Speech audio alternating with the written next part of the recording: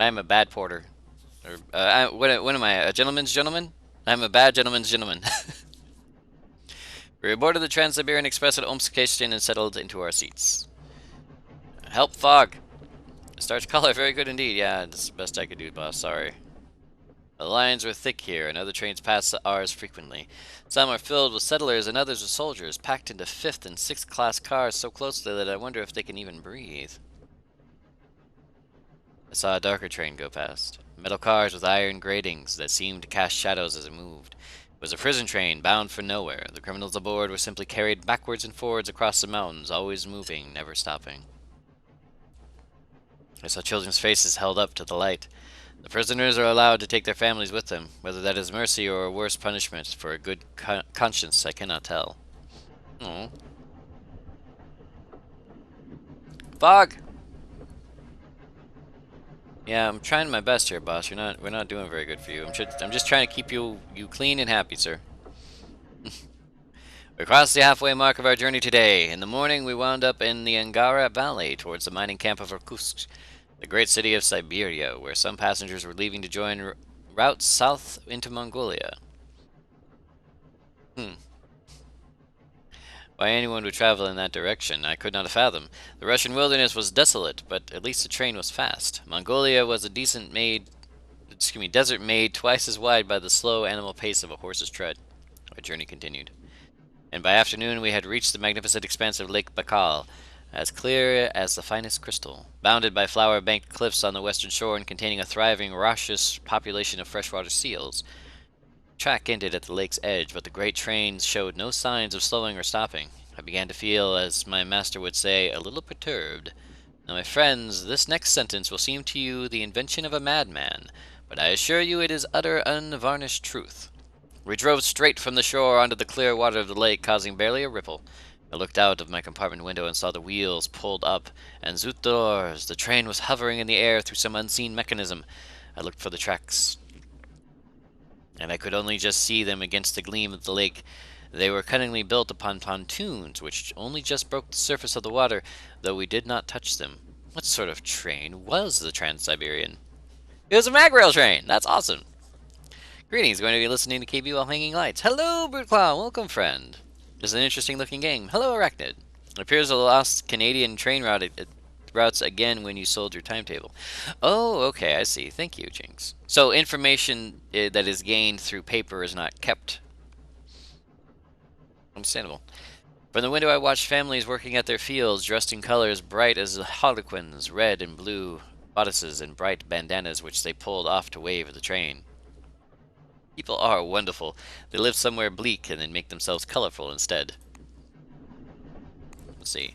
Adventurer Fog now in debt, says Bank. Well, that happens. More news.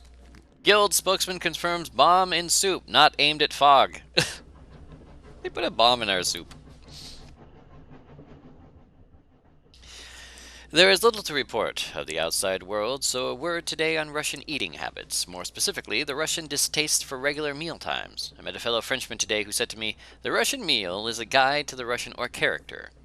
I begged him to explain further, and he obliged me.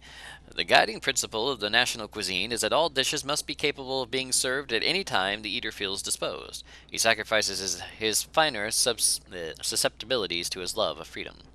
I resolved to keep this thought in mind on future approaches to the dining car. If our locomotive suppers are not triumphs of culinary art, they are at least single examples of logistical achievements. Well, you know, Phidias didn't come through this so bad. Okay, we're gonna hit him up. I really need to talk to somebody about where we're going. We pulled into Karimskaya in the evening. From Karimskaya, it was possible to branch into the Chinese Eastern Railway to Beijing, so we disembarked into the platform. We watched the train pull away, and I knew I would miss the hot water, the leather seats, and the gentle rocking of the carriage. Alright, south we go. There seem to be no departures today. We should explore a little. Yes, we should, but first to the market. No. Mongol Sud, no. Iron ore. Valuable in Acapulco, Honolulu, and Manila. Well, we got a couple of pounds and knitted gloves, part of the cold climate set. Well, we're not really worried about that unless we go to Canada. Explore. I walked the streets a while, discovering the possibilities for how we might make progress. And did we get anywhere? Well, we want to go to Pyongyang. Arrives Thursday. We can take 5 bags of luggage. It's a train. Express departs for Pyongyang tomorrow at 1 p.m. So that's going to be our best bet. Now, he said do not go to Vladivostok because it's only for the military, and if you notice, it's 840 pounds versus 170. The other thing is Pyongyang is where our little rock is worth a crap ton of cash. So we're headed to Pyongyang. So tomorrow at, he said 1? Tomorrow at 1 p.m. So we're going to Pyongyang tomorrow at 1 p.m. So we will crash until then.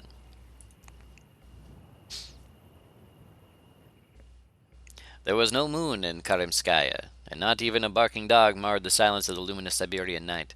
The only lit building bore the copper lily of the Artificers' Guild.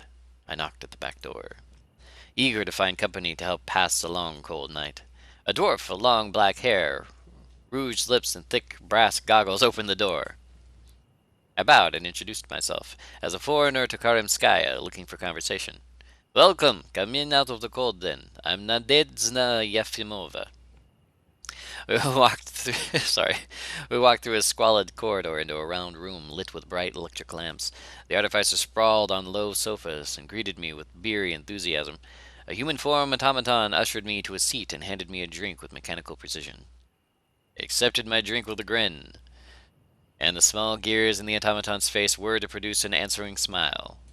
The hours passed quickly in good company, and we shared many outlandish tales.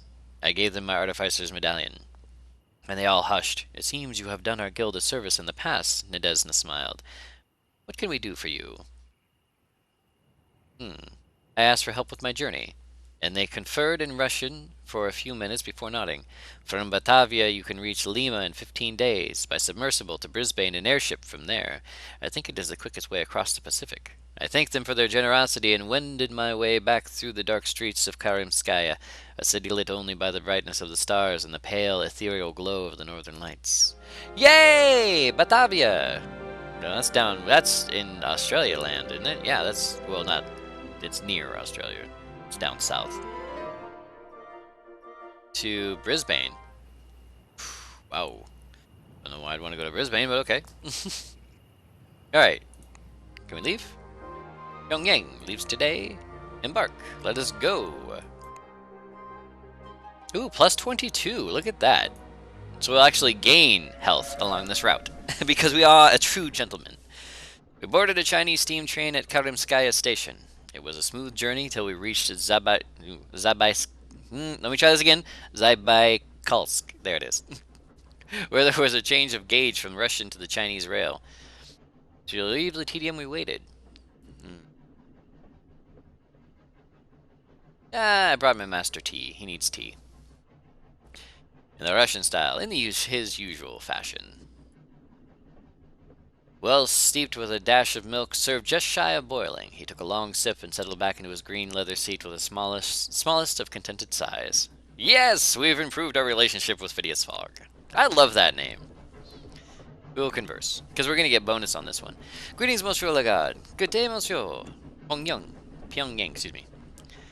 What can you tell me about Pyongyang? That is beyond my remit, Monsieur. Really? You go there. I need to go from Pyongyang to... Can we get to Manila from there? Indeed, you can get to Manila from Pyongyang aboard the steam yacht White Thunder, but the fare is expensive.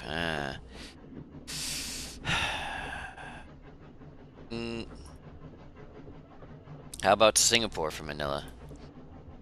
Absolutely, Manila is linked to Singapore aboard the Red Market. Alright. So we can get to Manila from Pyongyang, but that reverses our trip, unfortunately. Yeah, so we can go that way, but that's exactly the opposite direction we want to go.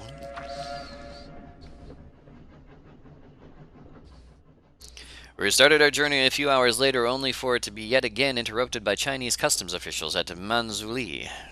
They were as brusque as the Russian officials. Clearly the bonds of bureaucracy overrode those of nation.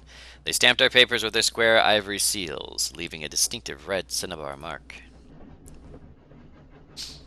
So yeah, we're going to gain health on this one, which is great. So we can get lots of information, I hope. What is your wish, Master? Passepartout? Wool shirts, wool trousers, traveling coke, health, or journey? Journey, sir. How will we cross the Pacific, monsieur?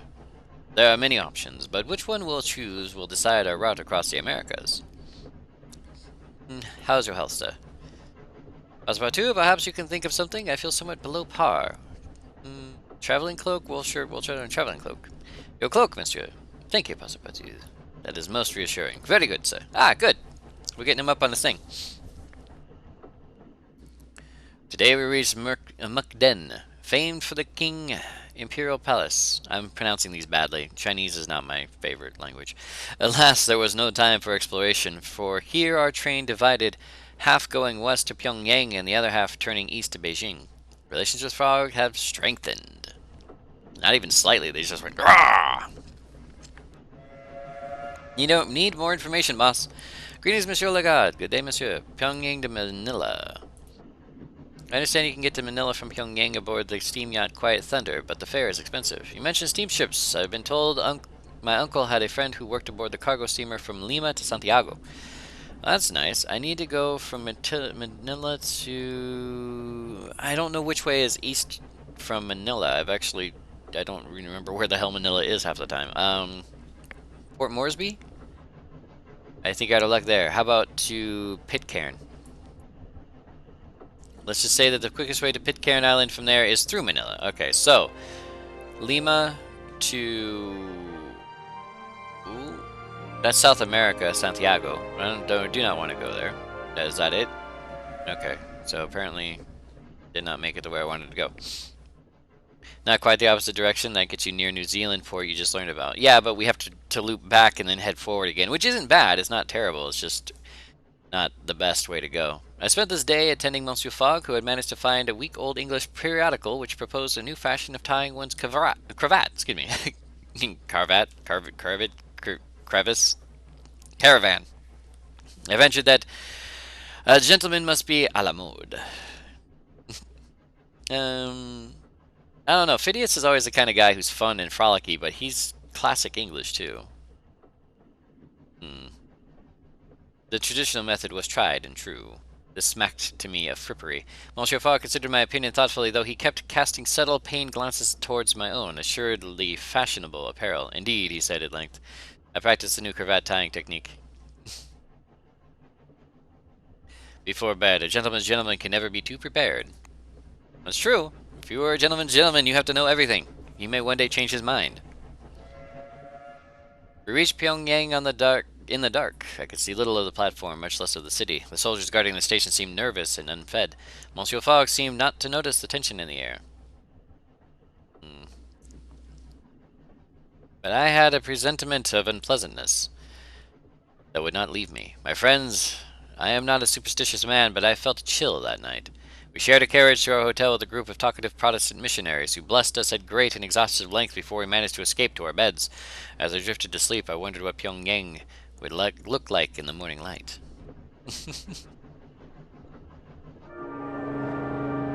Alright, to the market, where we will get a crap ton of money for... Boop. Yeah, baby! Safety harness! Part of the heavy storm sets. Valuable in Beijing, Batavia, and Singapore. If we can get to Singapore from here. Hand mirror, valuable in Yokohama, Vladivostok, and San Pedro. And rubber shoes, part of the frequent flyer set. Well, we'll grab ourselves one of these. Acapulco, Honolulu, and Manila. We're 380 in Yokohama. Well, we're not going to Yokohama. And we'll grab one of these just for fun. Just for trade. We got nothing else to do. The mirror seems to be occupying your attention somewhat, Passepartout. Only a little. Only a little. Alright, so we can only go to Manila. Ah, crap. Well, it looks like we don't have much of a choice. We have to go to Manila. We take an airship from Singapore. Probably to Batavia, and then to Brisbane, and then from there to nowhere, apparently. We might end up in South America anyway. Oh, Honolulu. Okay, we might end up in South America anyway. I don't know. Let's explore a little bit before I plan our trip. Because we can't leave today anyway. And when I see you travel through Australia... Ah, here we go. so we can go to Yokohama from here. Pyongyang was a battleground between competing groups of Chinese and Japanese businessmen. The Koreans seemed to regard both sides with wariness, and European faces even more so. There were a surprising number of Americans. There were a surprising number of Americans on the streets, but then Americans, so it was said, were perennially drawn to opportunities for commerce. After all my concerns upon arrival, the city turned out to have a most restful and charming atmosphere, air thick with the smell of frying river mullet, school children swatting at each other with colorful umbrellas, women in chima yagori, I cannot pronounce that, my apologies, shopping and fluttering silk fans at their bows. Even my master summoned a remark upon its, as he put it, adequacy. Okay, so actually now we could plan a trip. So, sorry, Dracus, I think we're going to skip going south. Because that's going to be, like, arrival in, like, a lot of days. Like, arrives next Friday, arrives Saturday. So that'd be almost a week. And this arrives Tuesday. And we can take a ship from here, possibly a balloon, even. The Korean trader departs for Yokohama in 2 days at 8 a.m. Or we can negotiate cost cash, which we have, but I worry that the last time I negotiated, it ended up getting us screwed. So, thoroughly ungentlemanly behavior. $750 for tomorrow.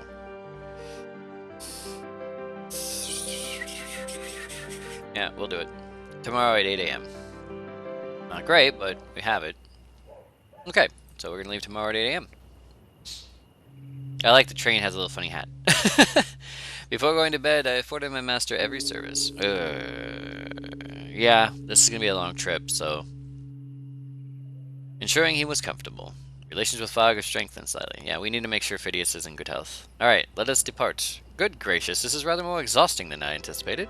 I know, right, Phidias? 880. Oh, we have the money. Ah! Look! A gentleman's traveling site, we get plus 22. Go us. Alright, so apparently we're taking a ship around the coast. We took passage on a Korean vessel crewed by a mix of Koreans, Mongolians, and Siberians who regarded Monsieur Fogg with grave curiosity. Why does he wear that hat? One of them marveled. Why, to keep the rain off his head. Of course, I explained, astonished. Why do you wear yours? They continued to goggle at my master in mild disbelief until he retreated below deck with the slightest of furrows etching his brow. Well, I tried, sir. We'll help Fogg. I could not wish for a superior valet. Ha ha! I'm superior! For the first day aboard, we kept ourselves mostly to ourselves. The crew seemed busy with their tasks and... I was happy to have fewer of those myself. Monsieur Fogg was his usual impervious self, however, and made his calculations and read his newspaper. Meanwhile, the boat steamed onwards. Not much to talk about, but at least Phidias is getting better. One of the cabin girls, Elena, spoke good English and was attached to us as a translator, though she created as much conversation as she explicated. Do you know my parents? I doubt it, since I have only just met you. Elena nodded. My father was a Russian officer, maybe, I think, and Mama comes from a famous Cossack family. They're all soldiers. Your maman is a soldier? I blinked. She dressed as a boy and joined the Cossack host. Elena wrinkled her nose. My auntie and grandmama were soldiers too, Mama says. But I have to earn enough money for my own horse and armor before I can join. I blinked down at the little cabin girl, rather at a loss of how I should respond. That's nice, I hazarded, and she nodded enthusiastically. Mama runs the boiler room. All the sailors are frightened of her, she told me rather wistfully. One day I will be like her. Elena made a mock fierce face, and I pretended to quake in terror until we both began laughing uproariously. More seriously, a friend in the boiler room was useful.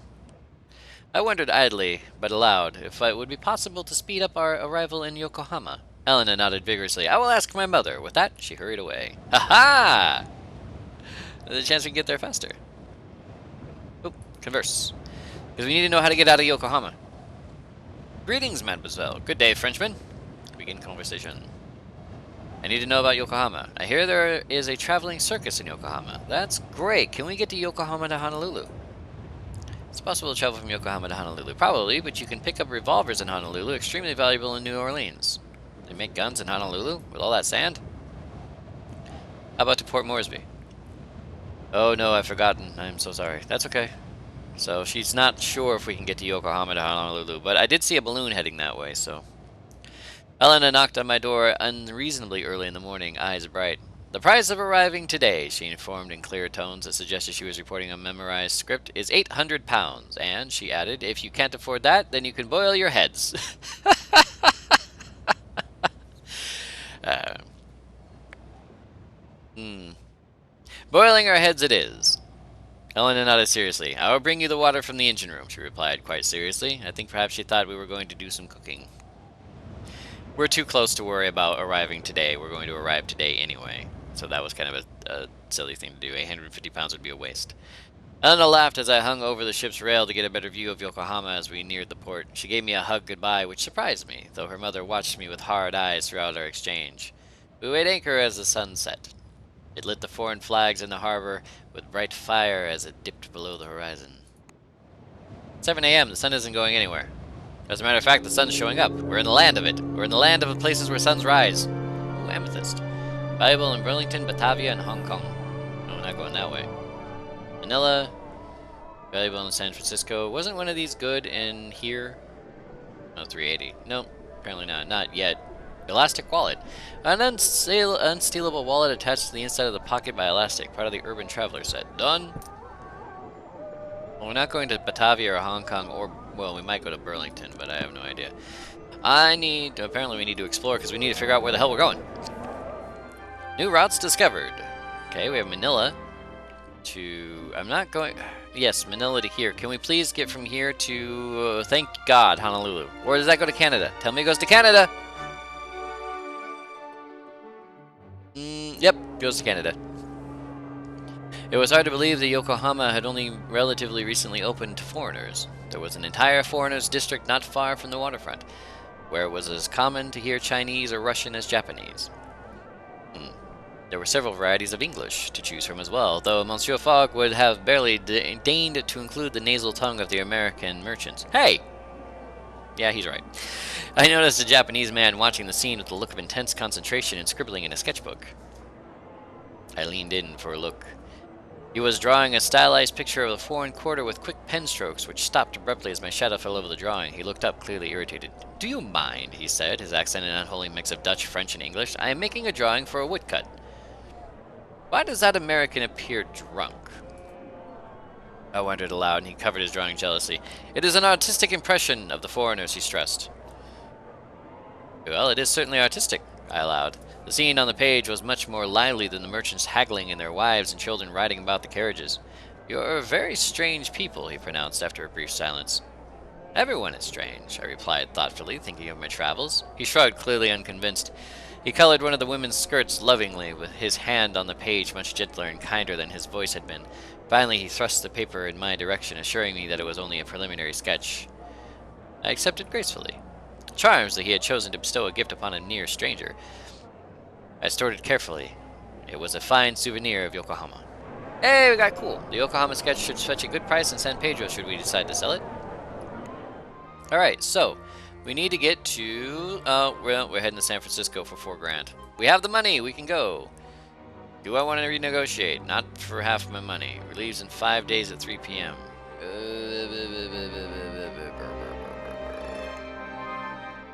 870 in 4 days, 3,000 in 3 days. Jesus God, no, we'll wait 5 days. We'll wait. So we have 5 days to take a boat. Yokohama sketch, okay, cool. 5 days. We can sell some stuff because we're not going to Manila. So this is good in Burlington, Honolulu, and Manila. We're not going to Honolulu, so goodbye. We're 380 here. That's the best we can get out of it. Magnifying glass, Batavia and Singapore and San Francisco. Okay. San Francisco. So we're heading to San Francisco, so we'll take the Yokohama sketch. Amethyst is good in Burlington, Batavia, and Hong Kong. Part of the engineer set, which we don't have. I mean, we can, you know, it's only 10 euros. Why not? It's gonna be 10 pounds. This is before the euro. So we have 5 days to wait. I think it was a 1 out of 10 of that value in the last port. Yokohama. Yeah. It'll tell you where it's, like, it says it's worth 380 here, and that means that's where it's the most valuable. We made ourselves comfortable for the night, and I intended to Monsieur Fogg. I helped the kitchen staff to clean. I went to stretch my legs. Let's go stretch our legs. Well, if I clean, we get some cash, so we'll clean. Helped the kitchen staff to clean, earning £60 in fees and tips. Okay, and we're still waiting. Right? No, not to Manila. We're going to Frisco. 4 days, yeah. So we're still going to Frisco. 4 days we have, so we'll wait. With what remained of the day, I attended to Monsieur Fogg. We can get some more cash. Let's go stretch our legs, see what we can find. And found a cheerful Chinese artist who had mislaid a locket, which I spotted, and who then, in between bouts of laughter, let it slip that you could pick up candles and scented of rose in Batavia, extremely valuable in Hong Kong. I thanked him, and he laughed and went about his affairs. So we get some information by helping out. Okay? I'm worrying with else, but we must wait in case. We are, but we have to wait. The boat doesn't leave for 4 days. As night fell, I spent a few hours walking around. Oh, here we go. Who was looking for a child, okay. And whom I located lurking behind a heap of cloth near a clockmaker's. The errand boy thanked me, and as we talked, remarked that some buyers will pay well for magnifying glasses in Gastown. I paid £1 for the information. And he nodded and then moved away. Your funds have gone down a touch. Yeah, £1. It's not that bad. I would help him out. Alright, this should be our last day, I think. Before turning in for the night, I ordered my master. No. Talking with hotelier. Here we go. To learn what I could, but came away with nothing but tips for doing laundry. Okay, so we got some money for doing laundry. Alright, or is it today? Is today? No, I want to... wrong way. I need to go to Frisco, which... what do we got? One more day? Tomorrow at 3 p.m. Alright, so we have one more day to wait. Tomorrow at 3 p.m. we shall leave, and hopefully get somewhere. One more night, sir. One more night. We took a room and settled in, and... no, we're in good health, so we'll get a little bit of extra scratch. I helped the kitchen staff to clean. Earning £105, as well as overhearing from him that you could buy revolvers in Ghostown, extremely valuable in New Orleans. An excellent snippet. Hey! Wow, wow, that's a lot of money. Okay, now we can depart, sir. Now we're on our way. Unfortunately, we are way behind, because our dear friend here is way ahead of us. way ahead of us. So, embark. Alright. Hey, look! The Gentleman Traveler set gets us +6. Aha! Alright, time to go by boat.